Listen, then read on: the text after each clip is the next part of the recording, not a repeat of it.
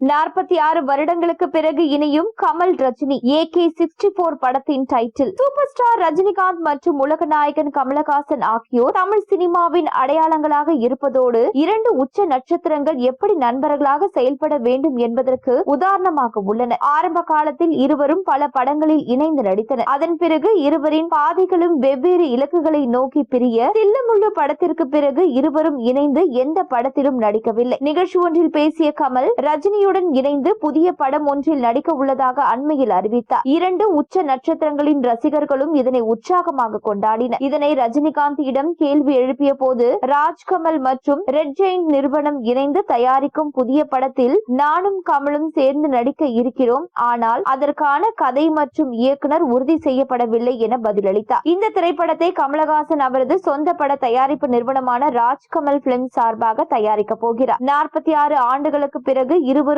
இணைந்து நடிக்க உள்ளதால் அதற்கு ஏற்ப கதையும் உருவாக்கப்பட்டுள்ளது. ரஜினி கமல் இருவரையும் சந்தித்த இயக்குனர் லோகேஷ் கனகராஜ் அவர்களிடம் படத்தின் கதை குறித்து கூறியுள்ளார். இதனைத் தொடர்ந்தே இருவரும் சம்மதம் தெரிவித்தனர். நடிகர் கார்த்தி நடிக்கும் கைதி 2 திரைப்பட பணிகள் நிறுத்தப்பட்டு புதிய படத்தை லோகேஷ் இயக்க உள்ளார். இந்த படத்திற்கான வேலைகள் துவங்க உள்ள நிலையில் படத்திற்கான லொகேஷன்கள் பார்க்கப்பட உள்ளது. இந்த படத்திற்கான படப்பிடிப்பு அடுத்த ஆண்டு ஜனவரியில் துவங்கும் எனவும் தகவல் வெளியாகின்றன.